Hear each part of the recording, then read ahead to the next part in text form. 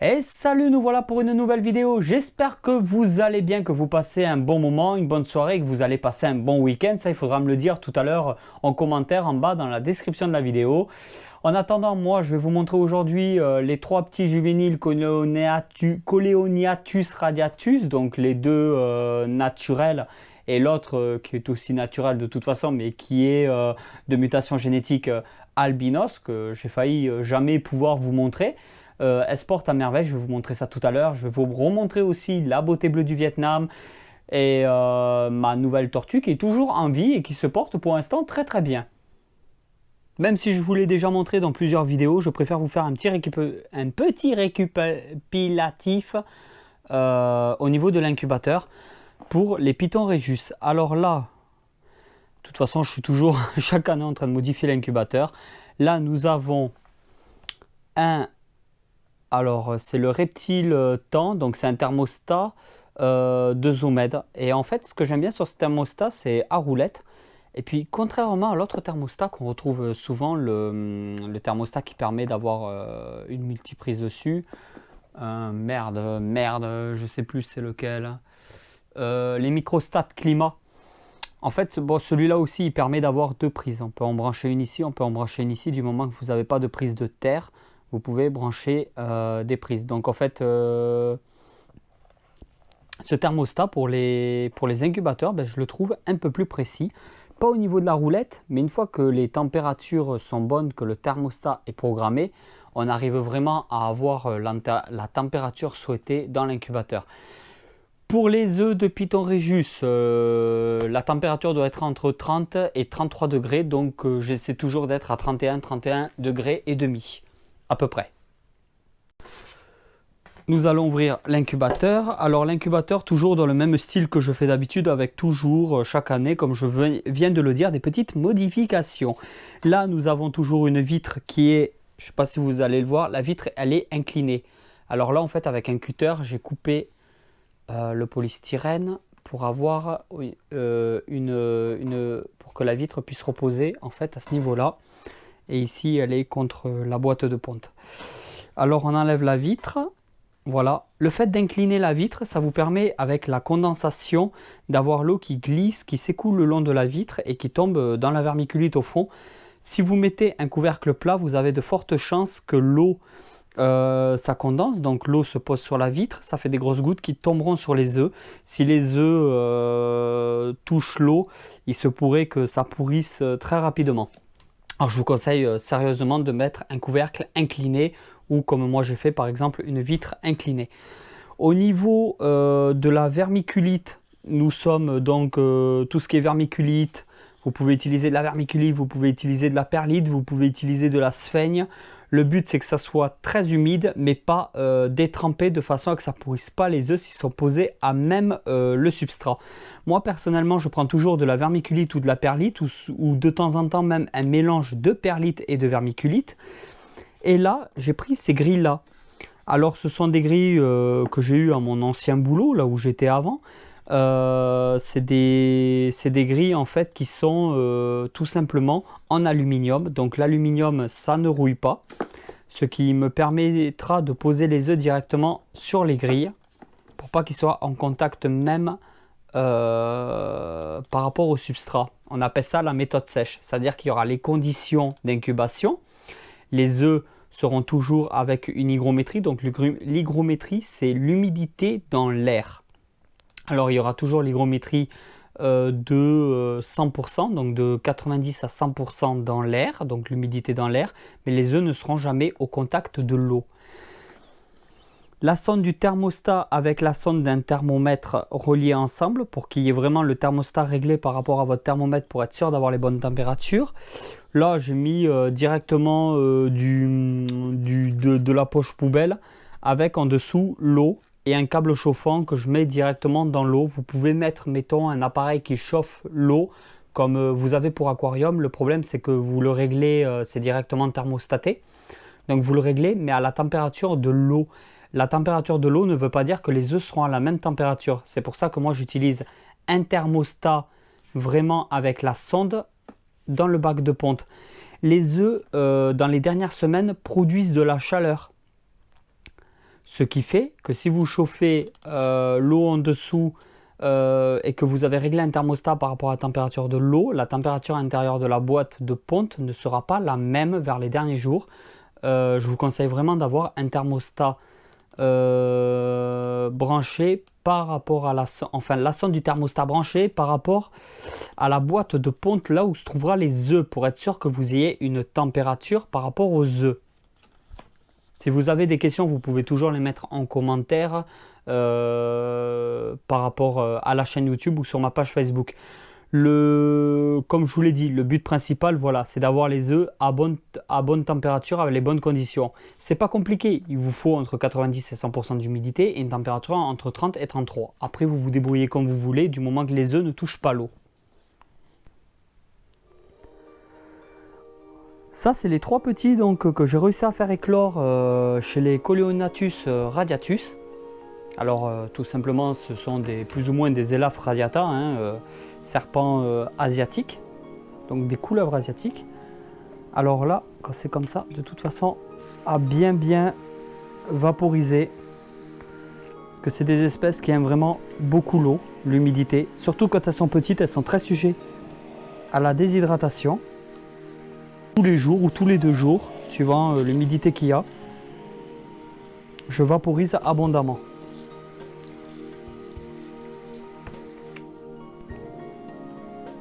Il y en a une qui mangeait de la souris décongelée sans aucun problème dès que je l'ai eue, c'est celle-là, donc la première. Par contre, que ce soit une des 3, enfin il n'y en a aucune qui a déjà mangé à la pince. Donc en fait, il faut poser la souris décongelée morte dans le... Oui, décongelée, donc morte, dans le bac. Il faut refermer le bac et puis 10 minutes après, elle disparaît et il l'a bouffé, quoi. Alors là, on va regarder en dessous, on va fouiller un petit peu. Il faut faire très attention aux évasions avec cette espèce. Voilà. Celle-ci, elle a toujours mangé dès le début de la souris décongelée sans le moindre problème.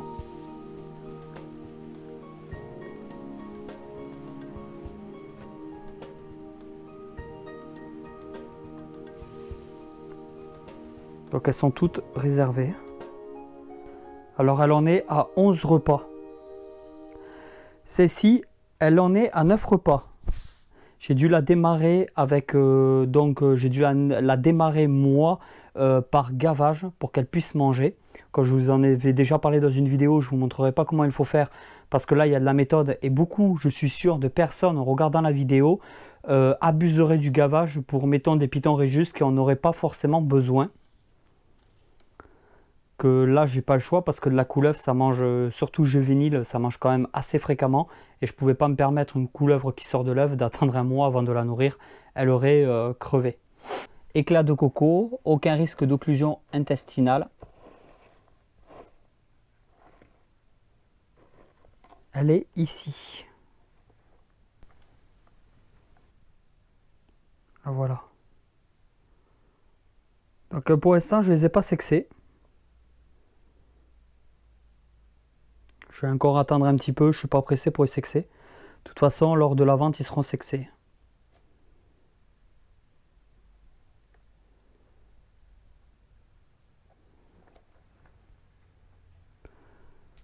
Alors celle-ci, comme je vous ai dit, je la nourrissais par gavage. Et maintenant, elle mange toute seule, comme sa frère ou comme son frère ou sa sœur, hein, j'en sais rien.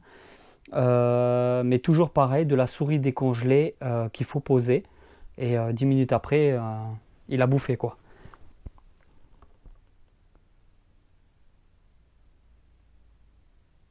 Alors celui-là, j'ai pas eu besoin de gavage ou quoi. Il a mangé dès son premier repas nickel. Mais toujours pareil, refuse de manger à la pince. Par contre, quand on pose la proie et qu'on referme le rack, 10 minutes après, il n'y a plus la proie. Donc actuellement, celui-là, il a 3 repas. Et ils sont tous les 3, donc ils seront... Tous les 3 sont actuellement autonomes pour manger sans aucun problème. C'est pas parce que ça mange pas à la pince qu'il y a forcément problème. Moi j'ai le mâle qui n'a le mâle adulte qui n'a jamais voulu véritablement manger à la pince. mon mâle adulte mange toujours quand on pose la proie et on laisse faire et puis il la bouffe. J'utilise des éclats de coco et j'ai vraiment aucun problème de mue en utilisant des éclats de coco pour cette espèce, que j'ai déjà eu des problèmes de mue en utilisant, mettons, du snake bedding. Alors je reste sur des éclats de coco, toujours bien humides.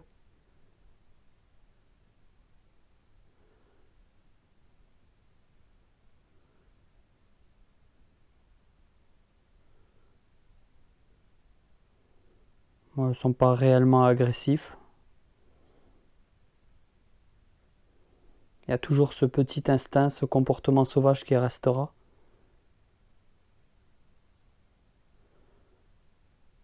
Voilà. Alors là, nous sommes dans le rack d'élevage de la beauté bleue. C'est un rack qui fait 70 cm de longueur par 40. Comme je vous l'ai déjà dit dans plusieurs vidéos, la femelle ne restera pas dans ce rack toute sa vie, bien évidemment. Elle a un terrarium d'1,25 m de hauteur arboricole qui l'attend. Pour l'instant, elle se retrouve ici. C'est toujours mieux que les tout petits racks parce qu'elle a eu une croissance quand même très très importante ces dernières semaines. J'ai mis un tronc en liège et du coup, elle est constamment à l'intérieur. On va vaporiser. Alors ce vaporisateur, petite information, tiens, tant que j'y pense, un vaporisateur, je crois, sans vous mentir, à confirmer, qui vaut 3,10 € au Roi Merlin. Et ça marche très très bien. Vous avez même le petit OK, hop, comme ça ça marche automatiquement. Et là, j'hésite pas aussi à humidifier abondamment, régulièrement. Les couleuvres asiatiques vraiment adorent beaucoup l'humidité et j'ai vraiment aucun problème de mue en faisant comme ça. Donc on va essayer quand même de vous la montrer. Voilà, donc elle est vraiment à l'intérieur. Là, voilà. On voit bien qu'elle commence à prendre ses couleurs bleutées. Je vais essayer de vous la sortir discrètement. Bon, forcément, si je décongèle une proie, elle va venir direct. D'ailleurs, c'est ce qu'on va faire. On se retrouve tout à l'heure. Et maintenant, alors toujours pareil, moi j'utilise une pince Nabila comme d'habitude. Soit on attaque là, soit on attaque ici, on attend. Parce que j'aimerais bien que vous la voyiez attaquer. Alors forcément,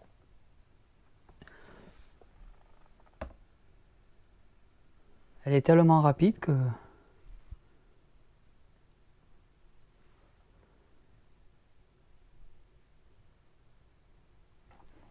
Ah.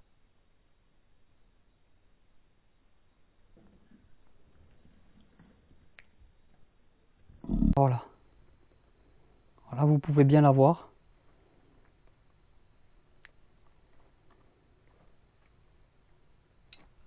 Bon, pour que vous ayez une meilleure image, j'ai préféré, tant pis, la stresser un petit peu, mais que vous voyez. Alors, elle secoue aussi un petit peu la queue, celle-là. Voilà. Comme les panthérophiles sur une autre vidéo que je vous avais montré. Et là, vous voyez que, en fin de compte, elle en a rien à foutre, elle avale.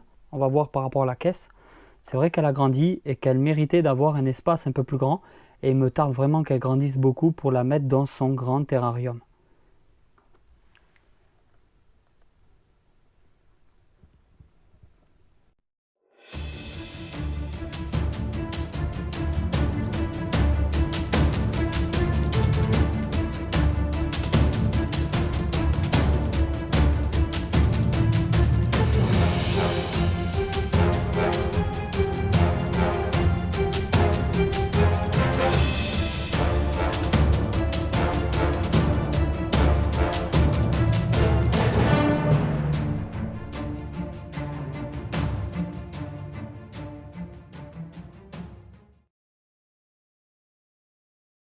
La petite élégance, comme vous pouvez le voir, se porte à merveille. Alors elle mange beaucoup. Elle mange tous les jours. Les tortues, c'est vraiment des animaux très morphales. Elle est un peu craintive, mais quand même beaucoup moins qu'au début. Elle est vraiment magnifique. Toujours les mêmes conditions, donc nous avons la lampe UVB juste ici. Voilà, elle se retrouve, elle est juste à 3 cm au-dessus de la tortue quand elle se met vraiment en dessous. La cachette qu'elle utilise en fin de compte quasiment jamais. Ça, c'est le coin humide, c'est là où on vaporise vraiment régulièrement, surtout le soir quand les lumières sont éteintes. Et ensuite, elle se cache vraiment derrière cette plante, donc au fond. Après les retours que j'ai eu, cette plante est vraiment comestible pour cette espèce. Mais moi, comme j'étais assez parano, j'ai préféré couper les feuilles qui descendaient un peu trop en bas.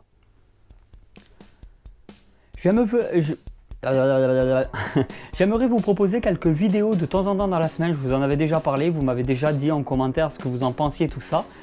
Il y a aussi le fait que en fait, j'ai le boulot un petit peu après la boutique Exotifactory, et le soir quand je rentre du boulot, je peux toujours passer 5 minutes à la boutique, filmer un petit peu. Si vous voulez que je vous montre, mettons, des animaux, des reptiles qui sortent un peu de moi, ce que j'ai dans l'élevage, je peux toujours vous faire dans la semaine des petites vidéos de 2-3 minutes en vous présentant, mettons, une nouvelle espèce que moi personnellement je ne possède peut-être pas, mais qui pourrait vous intéresser. Si vous voulez des vidéos dans ce style là où je vous présente vite fait une petite espèce ou quoi, vous pouvez toujours me le dire en commentaire. Après je regarderai vos commentaires, je regarderai ceux qui ont le plus de likes aussi, pour essayer de voir un peu qu'est-ce qui vous intéresserait le plus, et moi derrière essayer de vous proposer ce style de vidéo. Je vais bientôt vous proposer une vidéo aussi assez spéciale avec des terrariums 100% naturels, mais quand je vous dis 100% naturel, c'est vraiment, il n'y a pas plus naturel que ça. Et c'est vraiment un aspect de la terrario que je ne connais pas encore et qui m'intéresserait beaucoup de pouvoir observer. Et j'aimerais bien, bientôt il y aura une vidéo là-dessus, chez un passionné de reptiles qui a vraiment des terrariums, vraiment ce qu'on appelle 100% naturel. Et voilà, j'espère que cette vidéo vous a plu. Si cette vidéo vous a plu, vous pouvez toujours mettre, hop là, celui-là il gigote, hein. Le Tilica sensoides intermédiaire n'aime pas la manipulation. Le Tilica sensoides, celui-là du moins, il est un peu plus pépère. J'espère que cette vidéo vous a plu, comme je vous l'ai dit il y a déjà 20 secondes. Si elle vous a plu, vous pouvez toujours mettre un petit pouce bleu, vous pouvez toujours me laisser un commentaire en bas dans la description. Je lis tous les commentaires de toute façon. Je vous dis moi à vendredi prochain pour une nouvelle vidéo, et peut-être dans la semaine pour quelques petites vidéos afin qu'on partage ensemble cette passion des reptiles. Allez tout le monde, ciao ciao!